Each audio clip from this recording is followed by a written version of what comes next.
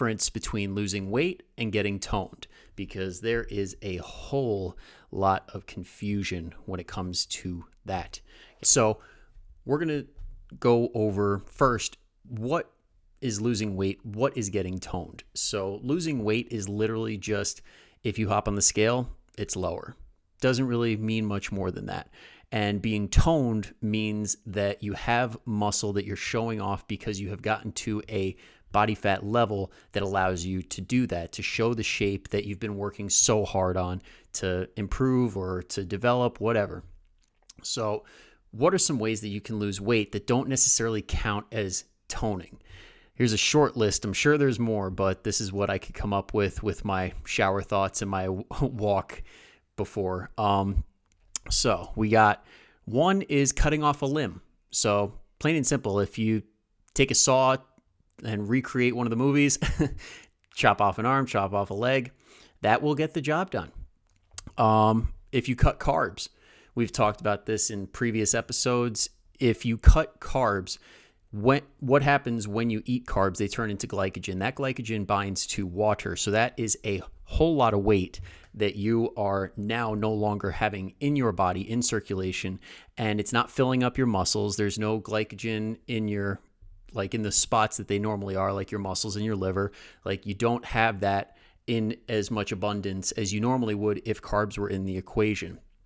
You could get liposuction. This one is credit to the unfortunate amounts of Real Housewives I've been watching recently, because it is very clear that they do this pretty frequently, because liposuction is a self-fulfilling prophecy, just spinning your wheels. Like, it doesn't solve an issue. It just temporarily can't even say fix. It temporarily gives you the result that you want, because what it does is they go in there, take fat tissue out, and then send you on your merry way. But what got that fat tissue there in the first place? Your lifestyle, overeating. That stuff, if it's not fixed, it's just going to come right back. And then you go through these cycles of doing that over and over again. And then there's side effects and potential risk factors that come from doing that over and over and over again. So not exactly ideal. Another one is fasting. And this kind of gets into the whole carb thing too. When you have less food in your system, when you have less water in your system, you just don't weigh as much. And this doesn't mean that you're burning fat more than you would if you were just sticking to a caloric deficit. It just means that you don't have all that extra that is in your body. And the last one is dehydration. Same thing, plain and simple. Like, if there's not water in your body, you're dehydrated. You're not filling up your cells with water. It's just, you're not going to weigh as much. You're not holding on to as much. And the name of the game here is really burning fat, because when you burn fat, that improves your body composition to the point where health markers might improve, to the point where you might feel more confident looking at yourself in the mirror, clothes might start feeling better, and all of those previously listed things just don't do that, because all they do is shrink your size. They don't really improve body composition. You see that a lot with people that do that really go hard on the cardio. Like, they don't necessarily look any better. They just look smaller. Better is the wrong word here. I'm trying to think of, I don't want to get into that language of good, bad, like a more favorable body composition. So based on just, you could look at people that that do like CrossFit, that train at the gym, that do stuff, compared to people that only do running or only do swimming. Like, there is a noticeable difference, because when you do progressive overload with resistance training, that results in muscle being built more so than cardio, because cardio, you only need the prerequisite amount.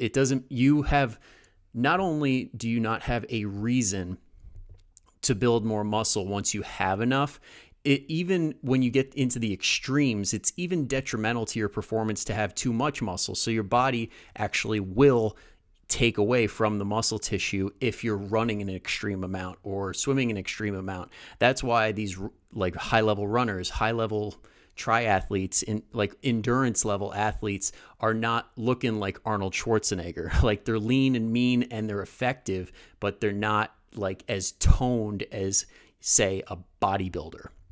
But I got ahead of myself. You know what? I didn't. We're going to keep going with it. What's up, Pam? Welcome to the live. Pam, superstar client there, absolutely crushing her habits. Next thing that I wanted to talk about is what actually gets you that toned look. And like I said, the exercise is the big one. That's the very noticeable one that separates a lot of people. But it really comes down to a total approach, a lot of different factors at play here. And without all of them, it's very possible that you won't get the results that you want. So first things first is, let's see, I got sleep here. So sleep 7 to 9 hours.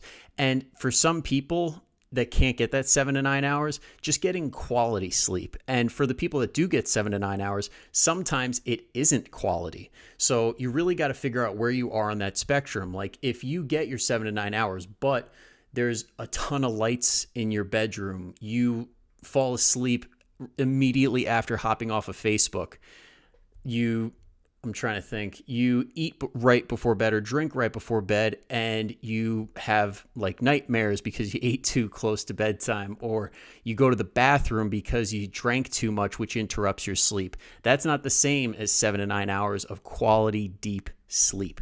Now, you could also go very in depth when it comes to like REM, deep sleep, light sleep, and all that stuff. And you don't want a ton of one and not a ton of the other. Like there's ratios to each that you want to hit, and we could go in depth on another episode, but I don't have enough time for that, and I didn't brush up on it. So on to the next thing. We got the exercise, back to the exercise. Ideally, when it comes to trying to get the best body composite, damn it, that word best again. When it comes to getting a more favorable body composition, a more healthy body composition, you want to exercise anywhere from 2 to 4 days a week. Ideally, some people can do more. I really wouldn't suggest doing any less unless it's like you're maintaining where you're at. Some people can probably get away with doing 1 day a week if they're super busy and they're just trying to do as best they can with what they got. Or if you're super detrained, like you haven't hopped off, like for the people that haven't hopped off the couch in a long time, like they're very sedentary, haven't exercised in like years, doing 1 day a week of like a 20-minute like weightlifting, like some bicep curls, maybe squatting to the couch and standing up, something like that for a person in that situation can yield incredible results. It really doesn't take much, especially depending on what end of the spectrum you're at. You kind of got to know where you are. Are you like a very, very beginner, or are you a very experienced person? And letting your workouts reflect that. So let's say you're the type of person that really hasn't seen any results, but you hit the gym 6-7 days a week. You could be the type of person that needs to dial it back because your rest is not meeting your work. So when on a work to rest ratio, you want to hit the perfect amount. You don't want to do more, because then that's going to make your body stressed beyond belief. And that's not even accounting for other stress factors that could be in your life. So your body's just working, breaking down muscle tissue, like working hard. And there's no adaptation happening because you don't have the rest to allow your body to build more muscle, to build more bone, to get to the place where hormonally you're in a place that is not constantly stressed. And that plays a big role over time, especially with muscle and bone development and everything like that. So that's why a lot of times with people that do 5, 6, 7 days a week, that most of those people, based on like what you see in the gym, how they're working out, what type of workouts they're doing, they would probably get the results that they want from doing less. And then that comes down to when we're going into that, it also comes down to what type of workouts. So when I say 2 to 4 workouts when you're exercising per week, what I mean is hard workouts like resistance training, lifting weights, pushing yourself to do 1 more rep, 1 more set, 5 more pounds every single time you get into the gym. So this should be a little taxing on your body. You can stay active for 7 days out of the week. Like I suggest doing like trigger workouts, which are like kind of like just pump workouts where you grab a band, do some bicep curls, you do some like RDLs, like band work that really is not super intense, or body weight stuff that really isn't intense. It gets some blood flow, but it's not really killing you. And then if you can't do that, or you just don't like doing that, you could do cardio. Oh God, cardio. I know I just really shit on it to start this entire thing, but when it comes to cardio, off days are a great day, but it really depends what type of cardio you do, because super high intensity interval sprints are not for off days. Doing like zone 2, so if you're doing the heart rate zones and everything like that, doing a zone 2 style where you're still able to hold a conversation, but you're still working. Like, it's not so easy that you could talk like I am, but it's not so hard that you have to take breaks where you're like, and so yeah, you find that sweet spot. Or if you have a heart rate calculator, like on your wrist, like when it comes to beats per minute, you can do like 60 to 68%, I think it is, within that range of your max heart rate. And to find your max heart rate, you do 220 minus your age, and that gives you an estimate. For most people, that should be fine. Went really deep on the exercise part. But yeah, find what's right for you. At the end of the day, are you getting when it comes to your workouts, the only things that matter are you getting stronger? Do you feel energized, not beat up? And are you getting the results that you want? Like, are you progressing when it comes to performance? Are your energy levels high? And is it working? That's all that really matters. And then next is protein. So we're going into the nutrition. When it comes to trying to get toned, you want to adopt styles of, like I said, working out and nutrition styles that reflect trying to put on muscle. Because if you're eating the calories that will result in losing weight and you're sending a signal to your body to build muscle, it might not build muscle, but it'll maintain it. So that way your body is fighting to hold on to whatever muscle you do have. And when it pulls for extra energy, because when you're in a deficit, it's got to make up for that deficit by either taking from your bones, your muscles, or your fat tissue. So it'll go more for the fat tissue. That's why we also want to include enough protein, because protein is muscle sparing. It will allow your body to potentially, like for the new beginners, like for the newbies, it is very possible in a calorie deficit, you will be able to build muscle. And even some people that are what are considered intermediate, they can still build muscle, but you got to fuel it the right way. So getting, like, if anybody saw the post on TikTok, Facebook, Instagram, whatever, I think it was yesterday. For anyone listening in the podcast, I'm doing this on Thursday, so it would be last Wednesdays.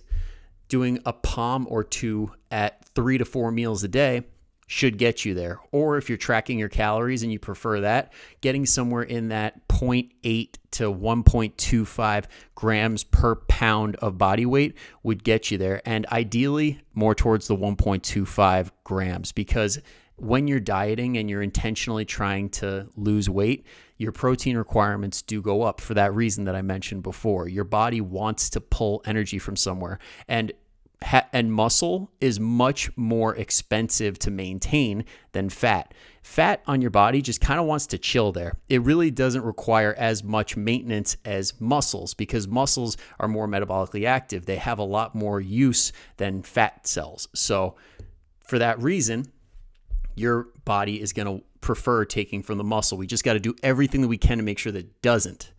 And another thing when it comes to nutrition is mostly whole foods, because a lot of times based on what we're eating, it can affect us positively or negatively. When we're eating a ton of processed foods that have an ingredients list that's this big, the chances of something in that ingredients list possibly pissing off your gut or your body are higher than if you had a single ingredient like a banana or a chicken breast. And if for some reason that does piss your gut off and you know it was just that one thing, you can cut it right out. But when we get into these super processed foods and stuff like that, it makes it a little bit harder.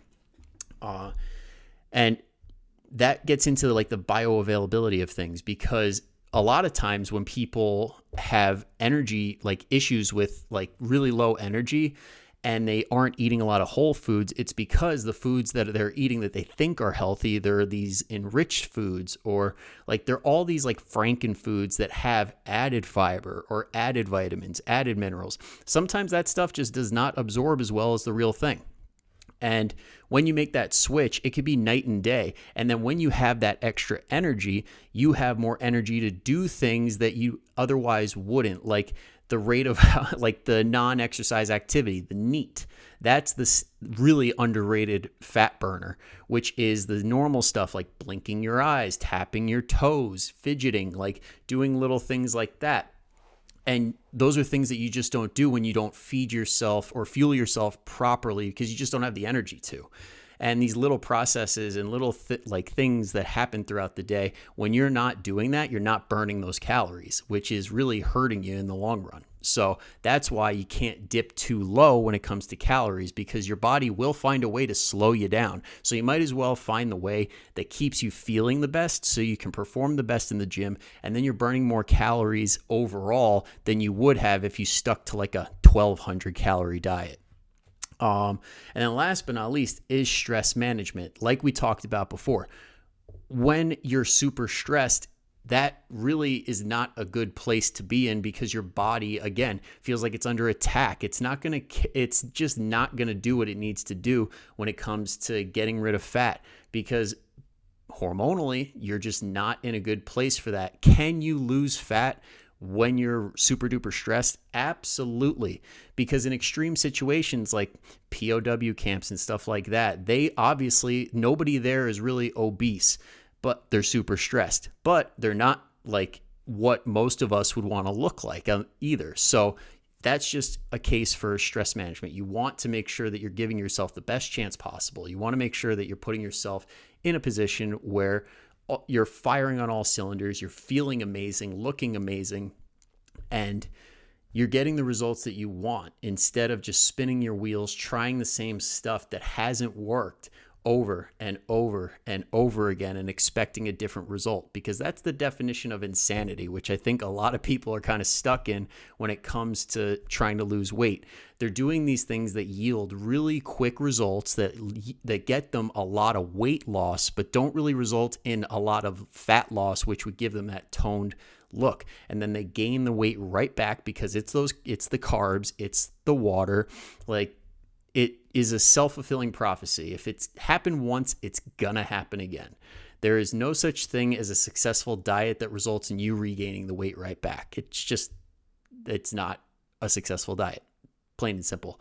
So if you're trying to get toned, to recap, you want to make sure, 1, you're getting that 7 to 9 hours of quality sleep. And if you can't get that 7 to 9 hours, do your best to make sure that the sleep that you are getting is quality. You want to make sure that the room's blacked out. You want to make sure that the temperature is under 70 degrees. There's no noises. There's like every little tiny little light is covered in tape or whatever you got to do, or unplugged or whatever. We're not looking at our phone right before bed to get as much quality as possible. 2 to 4 workout sessions per week, depending on what you need based on where you're at in your fitness journey. Protein, 1 to 2 palms, 1 for the ladies, 2 for the guys at every single meal, 3 to 4 meals. Or if you want to do the numbers, 0.8 to 1.25 grams of protein per pound of body weight. So for all the people in Europe or anywhere else that does not use pounds, I'm talking American pounds, not kilos. If you want to get the number for that, you take whatever that number is or whatever it is in kilos and multiply it by 2.2. So yeah, I'm not even going to attempt that because my mental math is not that good. And what else we got here? Whole foods. Make sure that what you are eating is bioavailable. It's easy on your body. It makes you feel good, and your diet doesn't consist of 100% frankenfoods because you're trying to get your fiber or your vitamins and minerals from these enriched foods rather than just eating the real damn thing. And last but not least is stress management. When you're stressed, your body does not like to be stressed, and it will fight you every step of the way to keep on that easy weight, that fat, and will take away from muscle more and more and more, because that's just how your body wants to do things when you get stressed. And that is pretty much it. So